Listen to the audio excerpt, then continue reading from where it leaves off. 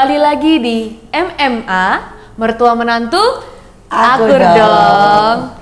Kali ini kita datang dengan dua orang narasumber kita yang sangat luar biasa. Wah, Ibu Hana Esther dan Ibu Rina Subakti. Mereka ini adalah orang-orang yang membangun rumah belajar. Padahal sangat sederhana. Betul. Bukan dari keluarga yang berkelimpahan. Dan bukan seorang pekerja yang kantoran yang punya gaji banyak. Betul. Gaji mereka sangat minim. Tetapi yang miskin atau kata orang yang berkekurangan bukan berarti tidak bisa memberkati. Justru mereka-mereka inilah yang sebenarnya memberkati sangat banyak untuk anak-anak, membuka rumah belajar, mengajar, bahkan di waktu luangnya mereka tidak pakai untuk beristirahat, tetapi mereka malah menggunakan untuk mengajar anak-anak lagi. Dan dalam keadaan ekonomi yang sangat minim, dengan tuntutan pandemik yang semakin mendera, mereka tidak menyerah. Betul. Mereka tidak berhenti, mereka lah pejuang sejati. Banyak orang berpikir menjadi pejuang, menjadi pahlawan pada waktu mereka sudah diberkati, pada waktu mereka di atas. Tapi ada ribuan pejuang dari bawah, ada ribuan pejuang yang sangat minim, sangat miskin, tetapi mereka tidak pernah menyerah. Inilah orang yang selalu memberkati. Boleh memperkenalkan diri, Bu? Ibu Rina. Rina dulu, Bu Rina. Nama saya Ibu Rina Surbakti. Saya kerja di salah satu PT swasta, Iya. ya. Tapi bukan Jadi bos ya? karyawan yang bos, bukan. Tapi saya yang karyawan yang rendah. Ya, banyak orang itu merasa pasti nih bohong nih ya. Jadi sebutkan saja, Bu, sebagai Pekerjaannya apa? nggak Karena apa-apa. bagi orang itu pekerjaan rendah Iya. dan pekerjaan yang sangat kecil, tetapi itu pekerjaan yang sangat mulia. Pekerjaan saya cleaning service. Saya di satu perusahaan itu saya sebagai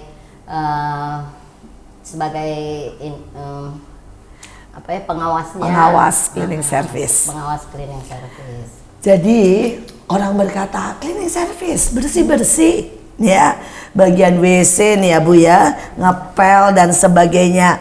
Bisa apa? Dan pasti tidak mencukupi. Tetapi ada seorang ibu di dalam kekurangannya, dia tetap berbagi. Di dalam keberadaannya, dia tetap memberkati. Sebuah gedung, bahkan sebuah perusahaan besar, sebuah PT, tidak akan bisa berjalan jika tidak ada cleaning service. Jangan pernah merasa hina, jangan pernah merasa bahwa kita bukan siapa-siapa, tapi merekalah pahlawan yang sebenarnya. Nah, ini satu lagi, Bu Esther. Nama saya Hana Esther. Saya kerja di sebuah PT. Saya seorang CS cleaning service. Dengar-dengar ibu ini juga double ya. Iya. Selain cleaning service, ternyata dalam waktu yang singkat tetap juga kerja sebagai pembantu rumah tangga. Dan ajaib sekali. Bagaimana mungkin ya sudah cleaning service, pembantu rumah tangga, Masih ngajar. masih berbuat dan menolong anak-anak. Ini buat orang lain tidak mungkin. Rasanya bagaimana nih mengatur waktunya ya. Mari kita dengar kesaksian dan cerita mereka. Mereka punya segudang cerita yang sangat luar biasa. Mereka membuktikan pejuang sesungguhnya tidak akan menyerah. Pejuang sesungguhnya di celah yang paling kecil mereka akan menerobos. Pejuang yang sejati di waktu yang sangat minim mereka tetap berkarya. Inilah mereka. Mari, Bu, cerita. Bagaimana ibu bisa bikin rumah singgah? Loh, uangnya dari siapa? Terus Gimana caranya? Gimana caranya? Ngatur waktunya gimana? Aduh, ini Kapan istirahatnya? ya, aduh, ini nggak terpikir ini. Siapa yang kasih makan?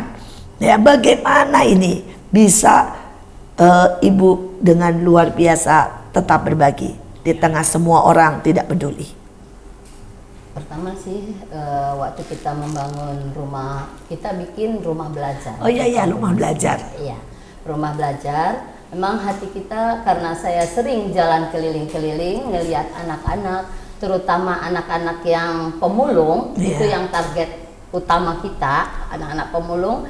mereka kasihan ngelihat gitu, ada yang belum bisa belajar membaca, ada yang belum bisa menghitung, padahal mereka ada yang udah kelas 3, kelas 4, mengenal huruf aja belum pernah. Kelas 3. Ngomongnya Iya, kelas 3. kelas 3, Jadi kelas di sekolah 4. mereka belajar apa itu? Saya tanya, kalian belajar gimana di sekolah? Nah, ya guru ngasih PR aja langsung keluar guru. Ah, Tidak diajarin kita. mungkin karena mereka sekolahnya juga sekolah yang sangat minim sekolah ya. minim. Karena kita target kita memang menengah ke bawah. Ya, bahkan mungkin di bawah garis kemiskinan. Iya. Udah gitu, udah terbeban hati saya, terus terang hati saya terbeban pertama melihat begitu. Bagaimana kalau anak saya juga begitu? Jadi saya terbeban. Wah, ini Akhirnya- ngomong-ngomong anak ibu sudah umur berapa ini dan kemudian sudah sekolah atau bagaimana? Saya sudah punya cucu 2, Wow. sudah menikah 2, Wah, yang wah, paling wah, kecil wah, wah, masih wah. kuliah semester 5. Masih cantik luar biasa. Bagaimana sudah punya cucu loh ya? Masih ngajar. Tidak ada kata tua, tidak ada kata manula. Iya. Tetapi inilah orang-orang yang terus berjuang. Nah, terus Bu. Setelah itu saya langsung datangin RT setempat, saya lobby dulu, Pak boleh nggak saya buka di sini rumah belajar? Jadi kasihan Pak, anak-anak liar berkeliaran, semua nggak belajar Pak.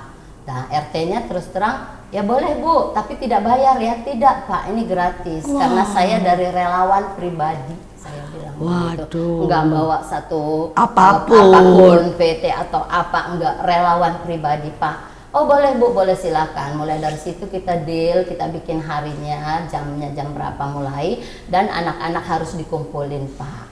Setelah itu baru kita mulai masuk ngajar. Kalau saya terus terang itu di bawahan saya ada 5 rumah belajar. Waduh. Cuman kita bagi tim. Waduh, Saya pegang 2, waduh. yang teman lain pegang 3. Wah Bu ajaib. Terus Ibu satu rumah belajar itu berapa orang? Berapa anak? Ada yang anaknya 31, ada yang 29, nggak tentu. Kadang ada yang tambah terus. Jadi minat belajar mereka itu memang saya ajarin ya. Yang saya pisah, yang belum bisa baca sebelah sini, yang TK belum bisa nulis sama sekali, dan yang SD sudah besar atau SMP pun Bu, ya di tempat saya terus terang ada yang belum bisa menghitung sama sekali. Loh, Udah SMP kelas 2. Ngitungnya Ngitung penjumlahan 15 di penjumlahan ke Ya, bawah ya. ditambah 17 berapa? 5 tambah 7 berapa Nak? Saya bilang berapa ya Bu ya? oh 5 Ya, tambah kita- 7 aja nggak iya, bisa. Kita ajarin lagi dulu tangannya bagaimana, ini menghitungnya bagaimana. Jadi benar-benar RT itu juga senang kita masuk karena ngajarin anak-anak yang sama sekali memang SMP, belum- Bu? SMP kelas 2. Hitung-hitungan begitu tidak Hitungan bisa. belum bisa, apalagi perkalian 3. Perkalian nggak bisa Bu. Nggak bisa. Apalagi Jadi perkalian. itulah maka hati kita terbeban benar-benar melihat anak-anak itu. Belum bisa sama Luar sekali. biasa, luar Iya. biasa. Nah. Sampai kadang nangis saya melihatnya. Di rumah kamu diajarin mama nggak Nak? Mama saya sibuk Bu, nggak pernah sama sekali ngajarin saya. Ya itulah maka kita luangkan waktu kita. Hujan juga kita jalanin terus. Nah, itu kumpulnya di mana Bu? Kumpulnya saya minta ke RT kadang di aula. Aula RT. Aula warga RT ya. warga. Kadang di tempatnya Pak RT-nya boleh, kadang di RW-nya aula RW-nya. Hanya itu kita minta. Kalau katanya nggak ada, Pak, nggak apa-apa. Di lapangan juga boleh. Saya di lapangan juga Gelar kita karpet biasa ya? gelar tikar gitu karpet iya, mereka iya, di iya. situ kita ngajar. Ibu ini luar biasa. Nah, terus bagaimana dengan misalnya gini? Mereka punya nggak alat-alat nulis atau ibu juga bawa? Enggak, kita bawa sendiri. Wah. Kita bawa pensil warna, kita bawa itu kalau mereka mau menulis mau apa kita udah fotokopi materi dulu. Jadi mereka tinggal ngerjakan, nanti kita ajarin yang mereka nggak ngerti. Kita bawa pensil, penghapus, semualah perlengkapan dan papan tulis yang kecil kita bawa. Jadi ibu naik motor itu Motor. Bawa segitu banyak Bawa banget. segerombolan. segerombolan begitu. Terus perjalanan dari sini ke sana itu berapa jam? Ada yang 1 jam, ada yang 45 menit. Bagaimana juga dengan biaya? Ini kan fotokopi, pensil warna, ini kan banyak sekali biaya dengan kondisi ibu cuma cleaning service. Ya, yang kita tahu secara umum mereka semua berkata buat makan aja nggak cukup, apalagi buat memberkati orang. Ya itulah ajaibnya. Tuhan memang ajaib ya. Tetap ada aja, dari mana aja berkat itu ada. Jadi dari PK saya, dari gaji istilahnya, dari gaji itu sisihkan per 10. Nah itu dipakai buat Ya, itu. dipakai untuk buat rumah belajar. Luar biasa. Ada hati yang begitu mulia. Ada hati yang tidak pernah berhenti memberi. Itu adalah hati seorang ibu yang selalu peduli bukan hanya kepada anak kandungnya, tapi kepada anak-anak jalanan, kepada anak-anak yang di luar. Dan biarlah ini menjadi teladan dan menginspirasi kita. Jangan berhenti, ada jutaan anak yang masih membutuhkan kita. Juga buat semua yang merasa sudah lanjut, ya, yang merasa sudah berumur, jangan berhenti berkarya. Ibu ini buktinya, cucunya sudah berapa? Dua. Yang paling gede. Wah, tapi tetap berkarya. Sekarang kita mau mendengar dari Ibu Esther ini, yang juga padat sekali jadwalnya, tetapi memberikan waktunya untuk memberi. Iya. Kalau saya ya dimulai dari hati ya, karena saya pernah ngalamin namanya sekolah itu susah gitu. Ibu dari mana Bu ya asalnya? Saya dari Flores, dari NTT. Dari Flores, dari NTT. Ya. Terus di sana juga susah sekolah. Iya, saya sekolah susah. Bayar uang sekolah pun susah. Oh, jadi waktu itu memang kondisi sangat tidak memungkinkan dan sangat susah. Ya. Tapi di sana walaupun di desa, di Flores, di kota kecil sekali tetap harus bayar uang sekolah ya? Tetap. Padahal harusnya gratis ya, katanya loh ya, katanya. Tapi dia tetap ya. Wah, nah terus bagaimana? Oh ya, ngomong-ngomong diminum Boleh dan dimakan. boleh ambil. Boleh dimakan, Ayo Bu, ambil Bu, satu aja Bu, mari. Jangan takut gemuk Bu, tenaga dibutuhkan buat nanti kerja. Karena kerja tidak henti-henti ya. Iya, kerja tidak pernah berhenti nih ibu-ibu. Terus Bu, mulai dari hati, sekarang pegang di mana? Saya pegang 5 rumah belajar. 5 belajar, terus tapi Berarti berbeda ya? berbeda. Iya, iya, iya, Tapi iya, dipegang beberapa orang, Iya, kita bagi. iya. Gitu. Tapi saya pegang 2. Nah, bagaimana keadaan anaknya? Ini kan tadi yang bilang kan ada yang nggak bisa membaca gitu ya. Kalau kondisi di tempat Ibu bagaimana ini? Ya di tempat saya kan ada anak-anak pemulung juga, tapi anak-anak yang menengah ke bawah juga. Yang saya dapat itu, aku pernah ketemu ada anak itu udah badannya gede, udah besar sekitar umur 15-16. 15. Waktu kita belajar, dia datang gitu. Datang, aku pikir cuma mau nonton. Terus dia bilang, tapi ngomongnya agak kayak orang belum terlalu lancar gitu kan, Bu. Saya mau belajar gitu. Emang kamu nggak sekolah? Enggak Bu, saya nggak bisa sekolah gitu. Gitu. Itu ya, terus yang membuat buka rumah belajar adalah pertama karena masa pandemi ya. Masa pandemi kita jalan-jalan keliling-keliling di pinggir-pinggir. Itu anak-anak tuh stres. Banyak anak-anak stres, banyak anak-anak tuh mereka tuh semangat belajar tuh udah nggak ada. Udah nggak ada dan jadi liar ya, tidak pernah sekolah, online. Tapi banyak orang nggak ngerti, mereka nggak punya HP, mau online bagaimana? Kalaupun punya HP, HP-nya HP jadul ya, dan nggak keluar gambar.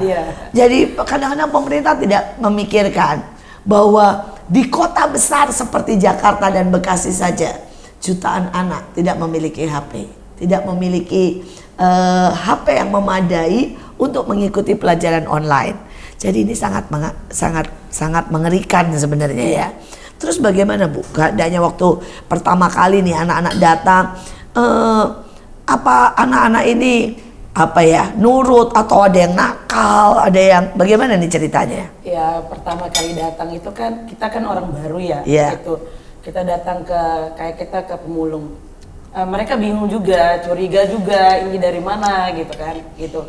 Tapi kita kasih, Mari Bu, dimakan Bu. kita kasih pengertian gitu. Terus anak-anak juga apa ya, bingung gitu. Tapi kita kasih pengertian sama mereka. Tapi memang sebelum kita untuk bergerak ke sana, kita tuh udah bawa gitu kayak mainan, kayak buku-buku belajar. Jadi kita udah, jadi itu untuk menarik perhatian mereka ya. Mereka kan memang udah selama pandemi, mereka tuh semangat belajar udah nggak ada.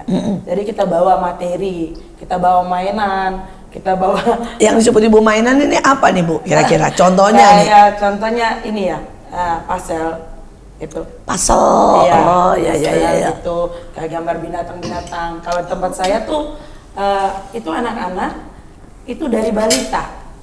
Dari balita, terus anak yang belum sekolah, TK, SD, Wah, lebih SMP, kecil lagi ya? Iya, lebih kecil gitu.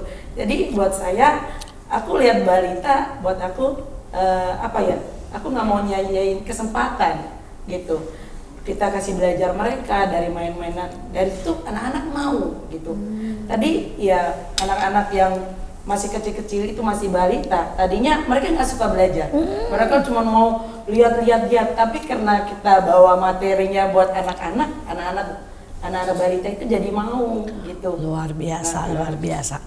Oke, silakan dimakan. Sekarang ganti lagi nih Ibu Rina.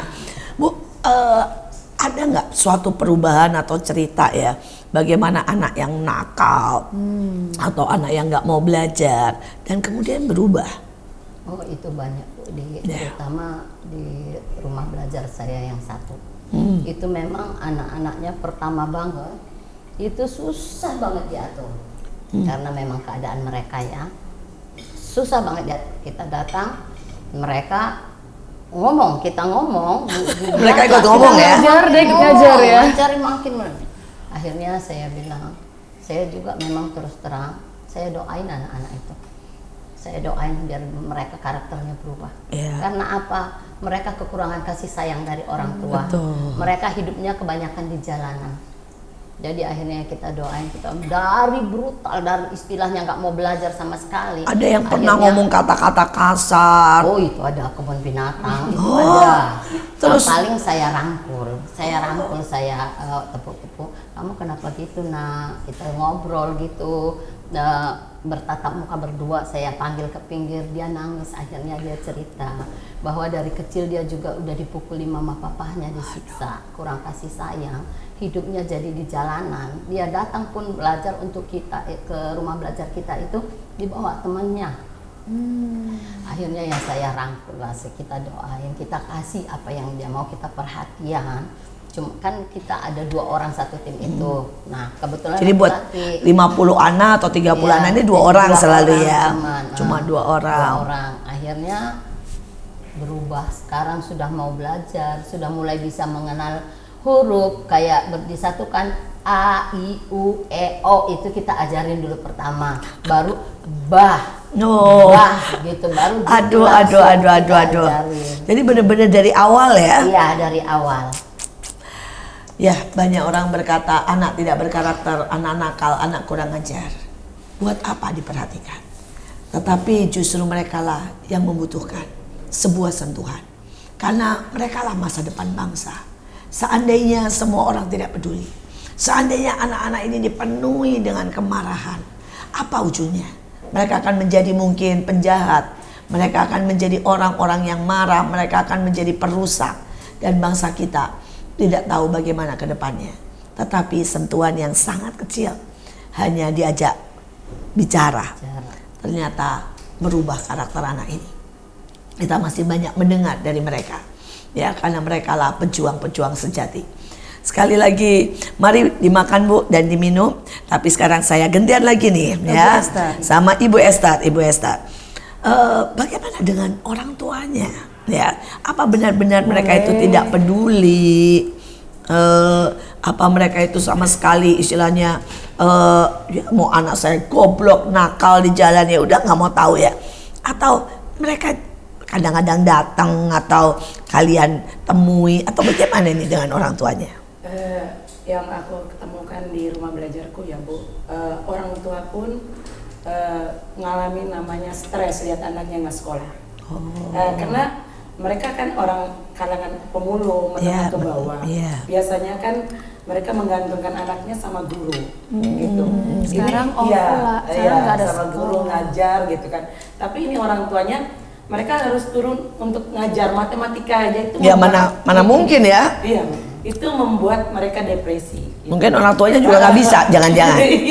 Iya Bu. Ya, problemnya adalah mereka tuh nggak bisa ngajar. Orang tuanya pun nggak sekolah. Jadi mereka benar-benar Bagaimana mau ngajar orang tuanya nggak sekolah? iya. Baca pun dia nggak bisa ya. Iya, ada beberapa tuh orang tuanya nggak Ada, sekolah iya. karena mereka pemulung kan, gitu.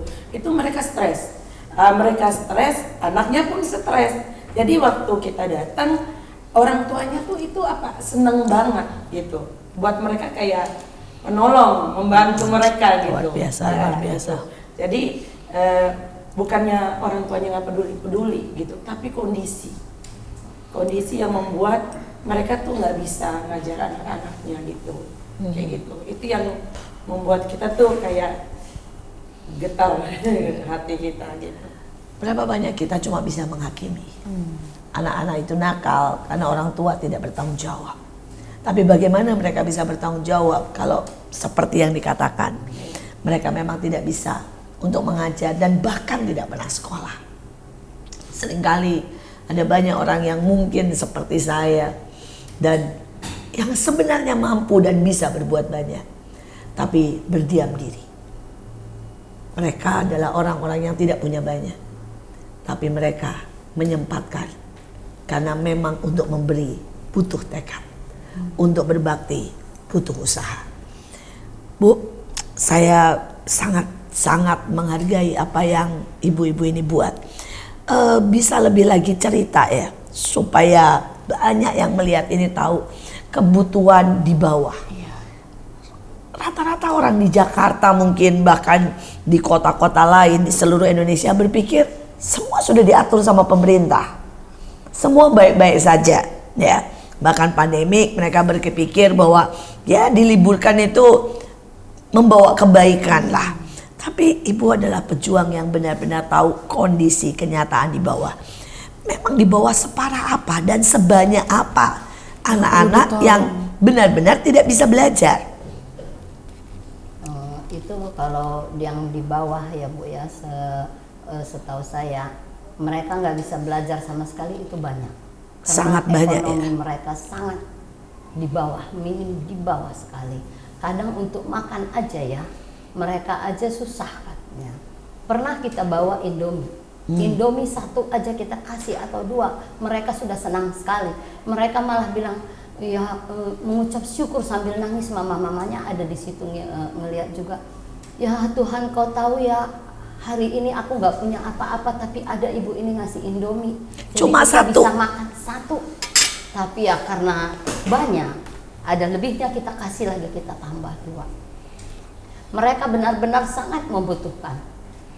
Apalagi kayak kemarin itu saya ada berkat sedikit ya. Saya bawa susu. Susu botol itu saya kasih. Mamahnya sampai ada yang nangis.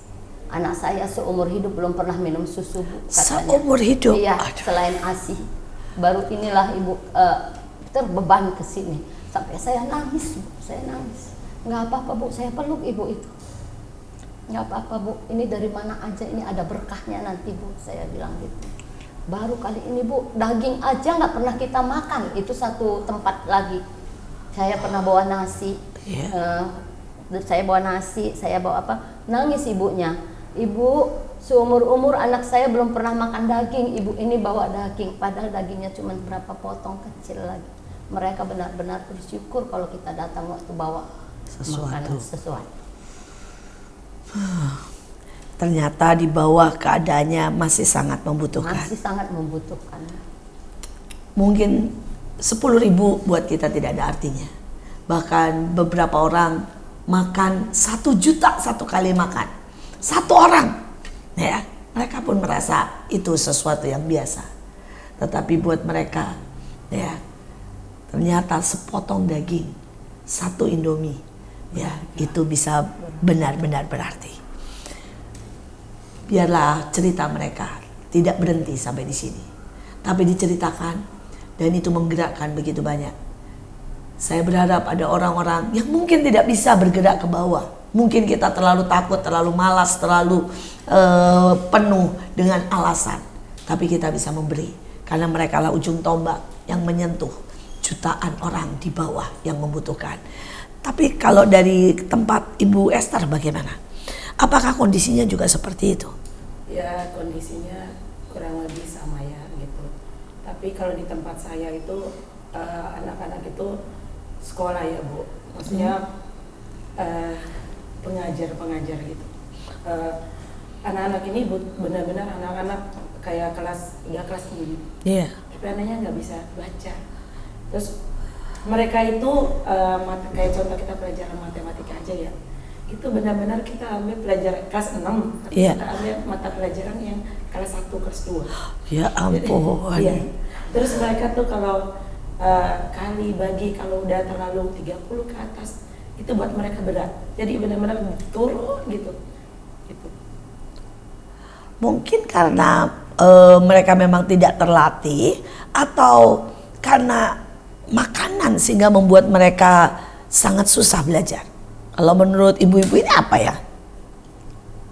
Memang mereka yang mau melatih juga nggak ada. Bagaimana kalau orang tuanya sibuk, dia hidupnya di jalanan bersama teman-teman, sekolah ya sekolah katanya, tapi belajar begitu aja di sekolah, perhatian guru juga kadang nggak ada.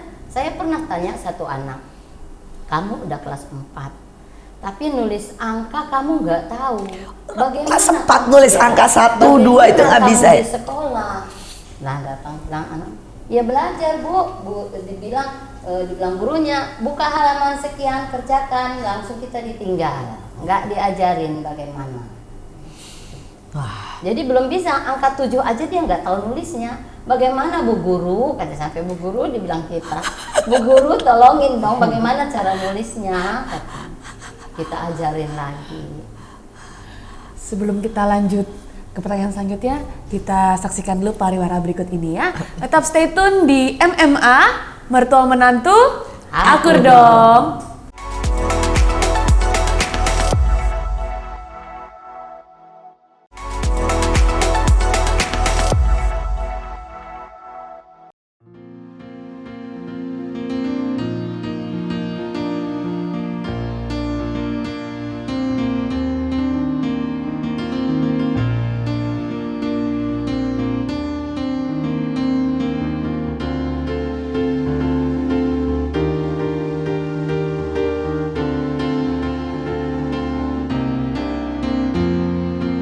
Mimpi adalah kunci untuk kita menaklukkan dunia, berlarilah tanpa lelah sampai engkau meraihnya.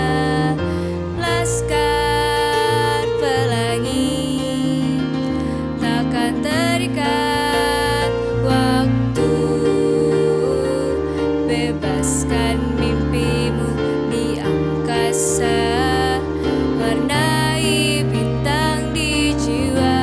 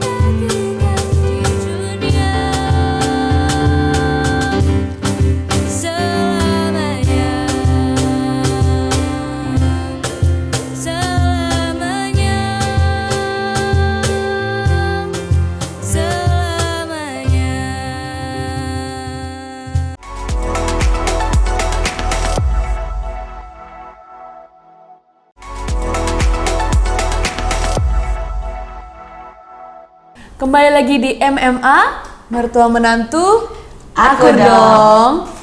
Sekarang kita lanjut lagi nih dengan Ibu Esther dan Ibu Rina. Nah, kalau misalkan setiap kali pergi ke sana, ke tempat-tempat orang belajar, biasanya bawain apa aja ya? Apa kasih makan nggak ke mereka? Karena tadi kan dengar ada kasih susu gitu, ada yang kadang ngasih susu, Mie instan. ada mie instan, itu kan ngasih makan mereka. Apa masak selalu masak, atau kadang tergantung tergantung berkat yang ada. Gimana Bu? Kalau makan memang ada dari perusahaan saya. Kalau biasanya dapurnya itu kan ada masak kalau hari Sabtu. Nah, kebetulan rumah belajar saya itu Jumat dan Sabtu. Nah, Sabtunya saya ada lebih gitu, saya minta boleh enggak ini ke rumah belajar saya minta ke asernya. Ya boleh Bu kalau lebih. Ya memang ada lebihnya kadang, ya dikasih ada kadang 25 bungkus gitu. Nah, saya tambahin lagi dengan snack yang lain. Kan kebetulan kadang anak saya yang hari Sabtu itu kadang sampai 31, kan kurang 6. Saya tambahin lagi dengan snack lain. Jadi yang besarnya saya ajarin mereka. Yang besar mengalah sama adik-adiknya yang kecil ya nak ya. Yang kecil dulu dapat nasinya, yang besar dapat snack aja sama susu. Wow. Jadi saya bagi begitu. Luar biasa, luar biasa. Jadi ibu ini nggak malu minta ya. Orang lain kan berkata gini, aduh masa sih ya, kita udah nggak punya uang ya, kita minta-minta. Tapi ibu ini aduh benar-benar luar biasa. Minta sisa dari perusahaannya dan ditambah diolah sendiri. Wah, itu ajaib sekali. Sedangkan kalau Ibu Esther juga sama nih, atau bagaimana? Ambil dari rumah atau dari mana itu ya? Ada di pasar Mungkin dari pasar atau mungkin dari sisa-sisa yang ada di rumah, di tempat tuan nyonyanya, atau gimana nih ceritanya nih? Iya, kalau saya kadang dari PT gitu, kadang dari teman-teman gitu. Oh, dari teman-teman. Iya, teman-teman gitu, kenalan-kenalan mereka, kita cerita terus mereka mau gitu, kadang kasih makan, kadang Indomie, kadang snack-snack, kadang susu. Jadi setiap kali rumah belajar itu beda-beda gitu. Beda-beda makanannya, beda-beda minumannya, kadang kita kasih buah. Oh kan anak juga kasih buah, seberapa yang ada ya. Iya, seberapa yang ada itu yang kita salurin. Dan anak-anak itu selalu menghargai apapun ya. Itu mereka itu apapun yang dikasih, kita baru mulai bagi aja udah semuanya mau diambil dari kita. Itu kebahagiaan tersendiri ya, melihat mereka makan dengan sangat-sangat bahagia. Iya, kadang kita lihat Indomie, kalau kita makan terus kan bosan juga Iya, ya. iya. Tapi buat mereka itu Indomie itu sebuah kebahagiaan gitu. Iya, Kayak instan susu juga. itu. Kita kadang kalau susu terus kan bosan, tapi mereka tuh kalau dapat susu, aduh, yang udah dikasih satu pengen punya teman lagi gitu. Jadi mereka tuh ya bersyukur banget. Bersyukur banget. Sebuah pertanyaan ini buat Ibu Rina terutama ya. Ibu punya anak, punya suami, punya cucu. Apa mereka nggak marah waktu ibu dihabiskan untuk menolong orang lain? Anak saya nggak pernah ada yang marah. Karena di rumah suami saya memang saat ini sekarang kan memang lagi sakit, udah pulang dari kampung tinggal di rumah. Saya beresin dulu pagi-pagi jam 3 itu saya masak dulu. Jadi bangun selalu jam 3 pagi. Jam 3 masak dulu buat suami, karena saya kan kerja di perusahaan, nggak mungkin saya bisa pulang ke rumah. Masak sampai sore, untuk sampai sore udah saya taruh di tempatnya. Jadi suami tinggal makan. Anak-anak juga gitu, nggak ada komplain sama sekali, karena mereka tahu anak-anak saya juga ya terdidik, terus terang terdidik. Mereka juga merasakan bagaimana dulu hidup kita waktu masa kita hancur-hancurnya. Nah, mereka sudah merasakan bagaimana sakitnya. Jadi anak-anak saya terus terang sampai sekarang nggak ada yang komplain. Cucunya pinter-pinter pasti ya? Cucunya kebanyakan tinggal di perusahaan itu, main bersama temannya. Pulang saya dari rumah belajar, baru saya bawa pulang ke rumah. Tapi ibu juga pasti mempelajari, mengawasi pendidikan cucunya dong ya. Ya, tiap malam saya harus mengajarin cucu saya. Itu nggak berhenti. Karena Iya. tidak henti-hentinya. Kenapa nggak papa mamanya? Kenapa lebih dekat sama ibu nih, cucu-cucu ini? Cucu sama saya memang dari umur 4 bulan, Bu. Cucu yang paling gede. Iya. Ya, papa mamanya Sibuk kerja. sibuk kerja. Jadi Jadi cucu sama nempel. saya dari 4 bulan nempel sampai sekarang kelas 6. Memang cucu-cucu ini ya sering memperkerjakan oma-oma ya. Nempelnya sama omanya. Iya. Nempel sama omanya. Sekali lagi sebuah tanggung jawab yang ajaib. Di mana bangun jam 3 ya untuk menyelesaikan semuanya. Dan di PT kan bersih-bersih itu kan. Bersih-bersih lagi tenaga. Waduh, ini tidak pernah menyerah dan tidak pernah menjadi capek rasanya ya. Pulang berarti rumah belajar dulu ya Bu? Iya. Rumah belajar hari Jumat Sabtu. Nah, pulang dari rumah belajar kita balik ke PT lagi. Oh begitu. Masih ada waktu untuk menyelesaikan tugas. Wah. Nah, bawa pulang cucu sampai di rumah, ya kita kerja lagi. Ngajarin cucu. Ngajarin cucu. Luar biasa, luar biasa. Nah, apa yang tersulit nih dari pengalaman selama ini ya, menghadapi orang, menghadapi anak-anak gitu ya, buat Bu Esther, coba mungkin cerita sebuah kesaksian yang paling sulit, tapi yang merupakan sebuah kesaksian atau perubahan besar. Boleh diceritakan Bu? Iya, kalau saya yang tersulit ya, itu adalah awal kita melobi ya.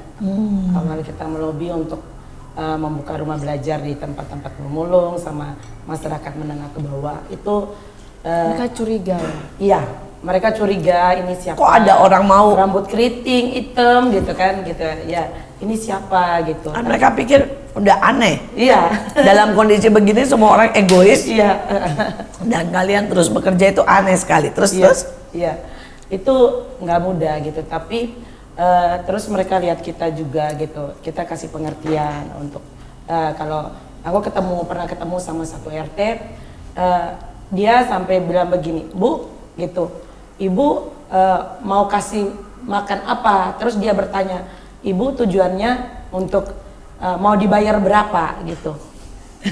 Terus kita bilang, kita nih cuma punya hati, hati kita nih relawan gitu. Kita bilang gitu, kita tanpa bayaran Pak gitu. Terus sampai diinterogasi juga gitu.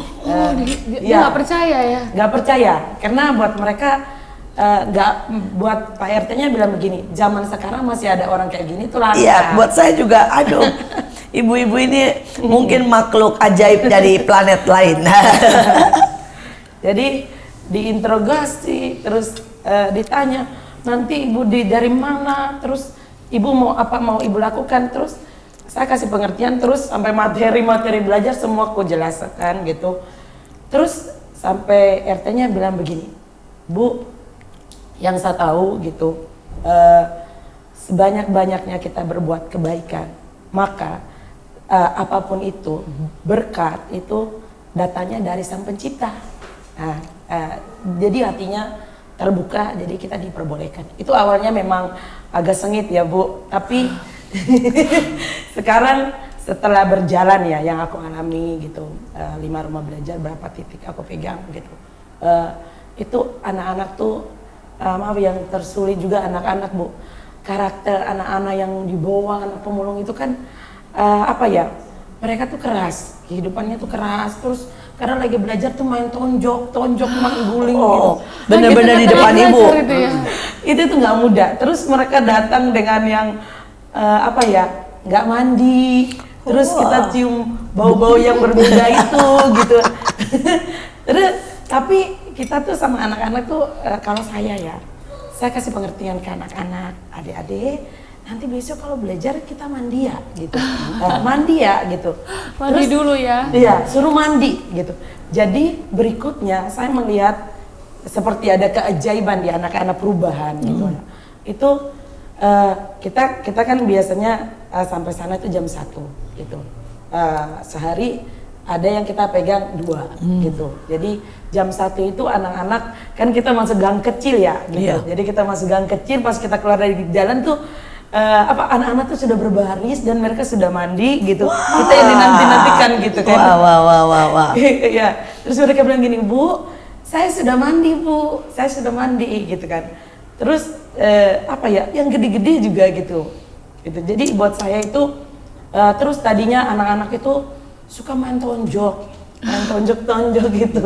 Terus bahasanya tuh bahasa kebun binatang gitu kan. Jadi kita kasih pengertian ke mereka gitu, kasih pengertian. Terus sekarang sekian waktu ini aku nggak pernah dengar lagi gitu. Terus mereka selalu bilang begini, kalau kita ngomong yang bagus itu bahasanya iblis. Oh, iya. Bagus luar biasa. Ternyata semua bisa berubah. Ya, keadaan anak-anak yang berkarakter sangat mengerikan. Ya, mereka tidak tahu kebersihan bisa berubah. Tapi siapa yang mau jadi agen perubahan? Siapa yang mau datang dan memberikan kepada mereka pencerahan? Siapa yang mau mengajar walaupun itu hanya soal kebersihan, soal tata krama? Kita membutuhkan orang-orang yang lebih lagi mau bergerak.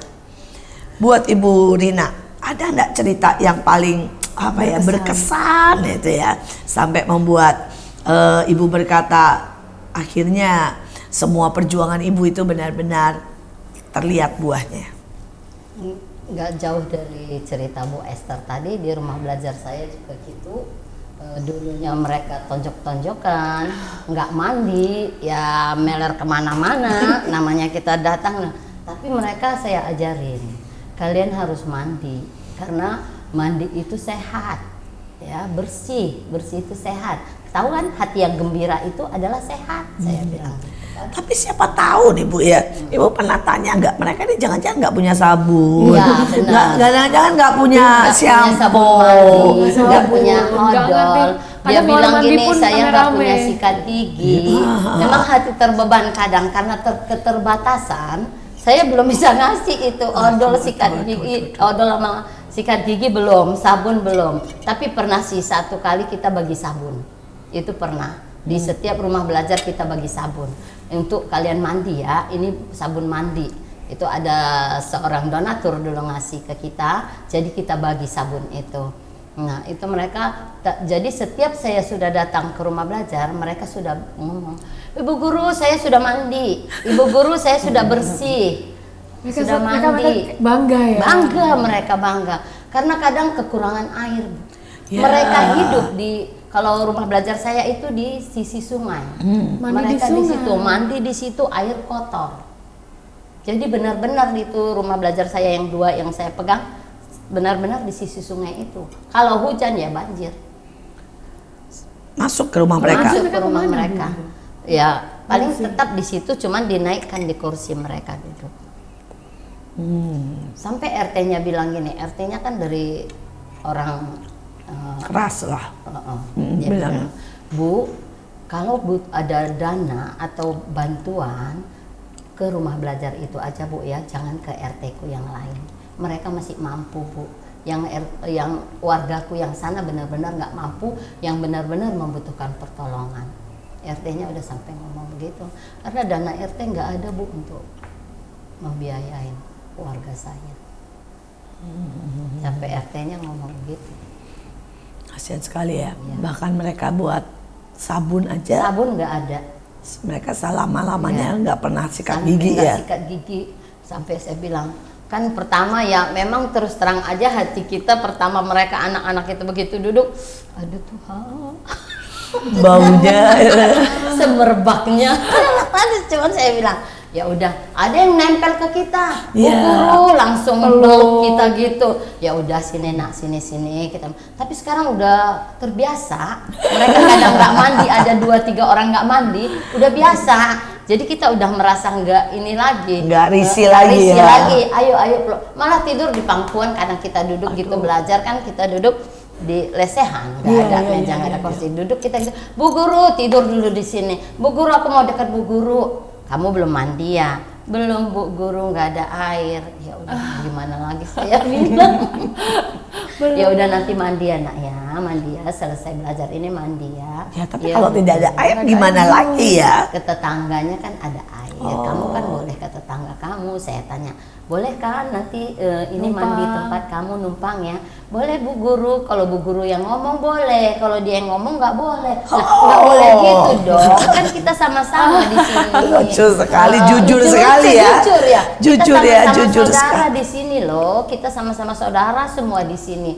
Jadi tidak boleh saling mengejek temennya, nggak boleh nggak ngasih berbagi. mandi, harus berbagi ya. Kita ini kan ada saudara, kasih harus ada benar-benar di antara kita, di antara anak-anak. Oh iya Bu Guru, nah kita minggu berikutnya datang, Bu Guru saya sudah kasih dia mandi di rumah saya. Kadang lucu saya. Aduh. Jadi akhirnya boleh mandi. Boleh mandi, karena memang di situ dia yang paling Lumayan. kehidupannya. Yang lain semua Yang tidak lain ada. semuanya nggak ada. Orang kita di sini belajar Bu, di situ udah kita lihat kali airnya kuning. Kalau hujan udah meluap di depan kita kali. Kadang kan kalau udah Sabtu itu udah hujan gitu, ya udah jangan sampai banjir tempatku belajar. Jangan sampai banjir. Kalau banjir mau kemana kita? Kasihan anak-anak udah nunggu kadang kita Walaupun terlambat. hujan mereka tetap nunggu. Kadang terlambat saya 20 menit, mereka Iya. nunggu. Oh itu Bu Guru udah datang, Bu Guru hati-hati ya Bu Guru. Sekarang udah pintar mereka ngomong Bu.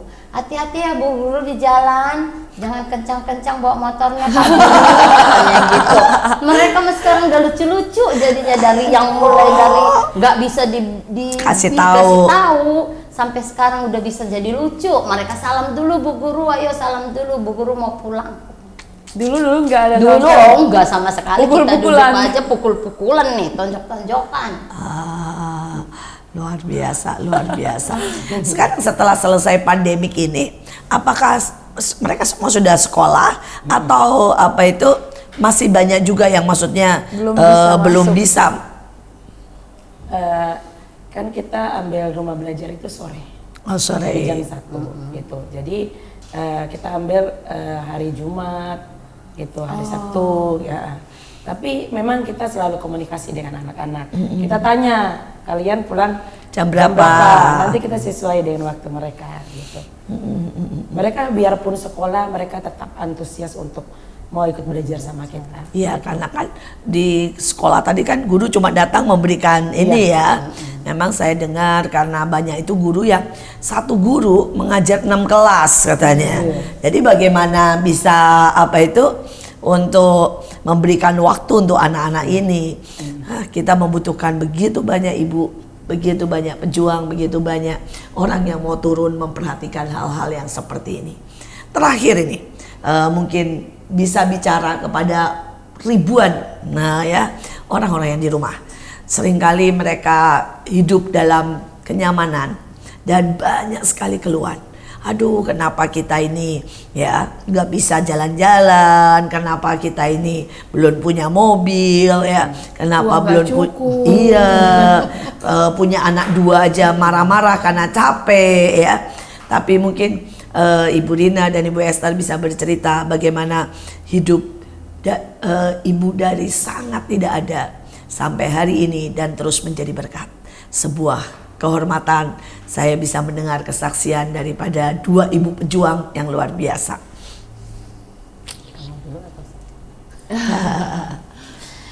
Kalau saya memang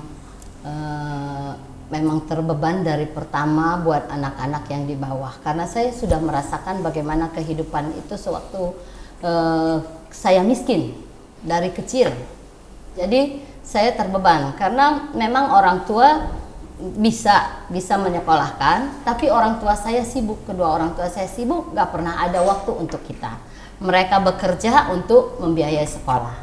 Nah, saya anak ketiga, abang saya ada 2, kita 4 bersaudara. Nah, waktu kecil itu saya benar-benar, saya yang ketiga merasakan belajar aja susah, nggak usah belajar, makan aja susah dulu sama orang tua. Masih kita mau makan, sempat makan bubur karena Saking tidak ada. tidak Saking. ada. Jadi saya merasakan bagaimana anak-anak yang di bawah sekarang saya sudah mulai bisa melihat ke bawah. Jangan sampai hidup saya, hidup anak-anak ini seperti saya dulu. Jadi saya harus mau untuk mengajari anak-anak, untuk memberikan sedikit yang ada dari saya. Terus terang memang saya orang bukan yang tidak mampu, bukan orang mampu istilahnya, tapi saya masih bisa untuk menyisihkan untuk anak-anak yang di jalanan atau yang di luar sana. Jadi saya harap ibu-ibu ya yang ada sedikit lebih rezekinya, tolong berikanlah kepada anak-anak yang di bawah. Hanya itu yang saya bisa sampaikan. Buat Mari, Ibu Bu Esther. Esther. Iya, kalau dari saya orang yang lahir dari keluarga anak seorang petani, orang tuaku petani.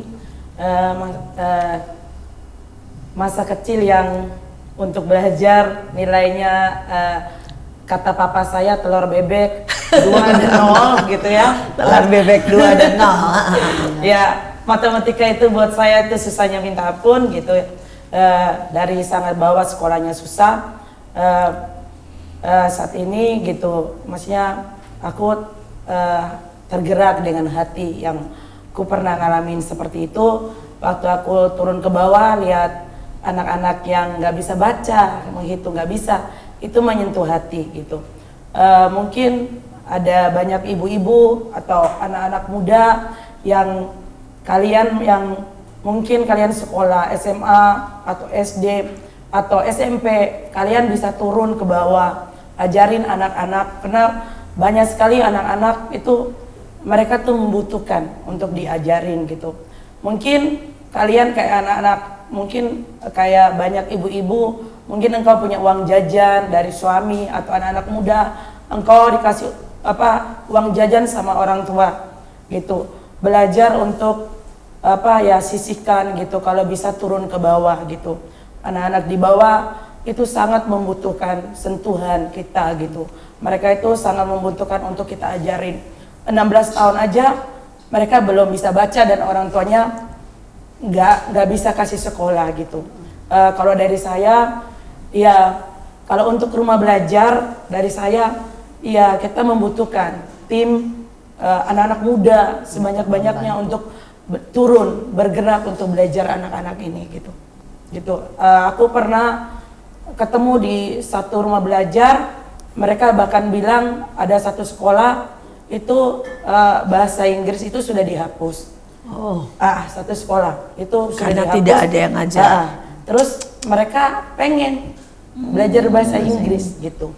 Jadi kalau anak-anak rumah belajar saya, baik kakak-kakak yang bisa musik, mereka itu pengen gitu. Kenapa? Mereka bilang kita tuh rumah belajarnya berbeda. Mereka rumah belajar kita itu nggak membuat stres. Kenapa? Kita itu selalu belajar sambil bernyanyi, sambil bercerita, sambil berdongeng. Itu tidak membuat mereka tuh stres. Kakak-kakak anak SMP, anak SD kamu bisa ngajar. Kalau rumah belajar saya ada yang balita, SD pun bisa datang untuk ngajar balita. Sebuah undangan untuk kita terus berkarya. Jangan melihat ke atas. Ada begitu banyak orang yang terus melihat ke atas dan berkata, kenapa saya belum punya mobil, kenapa saya belum punya rumah, kenapa saya belum punya gaji yang cukup. Tapi mari melihat ke bawah seperti mereka. Dan setiap kali kita melihat ke bawah, kita menemukan ada begitu banyak alasan untuk mengucap syukur. Dan kita punya begitu banyak kekuatan, begitu banyak daya, begitu banyak keuangan, walaupun itu mungkin sangat sedikit, yang berarti buat banyak orang lain. Sekali lagi, mungkin untuk menolong orang yang pintar, walaupun mungkin dia kurang mampu tapi dia pintar, banyak orang yang mau menolongnya. Tetapi untuk orang maaf kata ya, yang sudah maaf kata kurang mampu, kurang pintar, kalau diajari pun saling menonjok dengan satu dengan yang lainnya. Sedikit orang yang mau menolong orang-orang seperti itu. Tapi untuk itulah kita ada. Sekali lagi jadilah, hiduplah menjadi berkat bagi banyak orang. Hiduplah dengan apa yang kamu punya, mungkin hanya sedikit, hanya menyisihkan sangat sedikit, bahkan meminta dari hasil sisa makanan dari PT-nya. Itu pun bisa untuk menghidupi dan memberikan berkat dan keceriaan bagi anak-anak di bawah sana. Sekali lagi, tetap stay tune di MMA dengan tema yang kali ini adalah Rumah Belajar, jadilah orang-orang pengajar-pengajar yang ajaib bagi bangsa ini. Sekali lagi tetap stay tune di MMA, Mertua Menantu Akur Akur dong. Jangan lupa untuk like, komen, dan subscribe YouTube kita Asia Zara. Stay tune untuk episode selanjutnya. Sampai jumpa.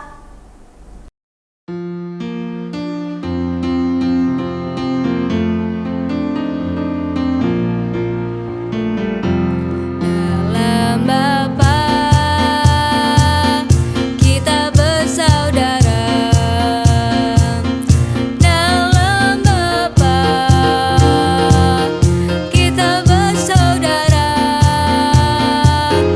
Dalam Bapa kita bersaudara. Sekarang dan selamanya. Dalam Bapa kita bersaudara. Dalam Tuhan ada sukacita. Dalam Tuhan ada sukacita.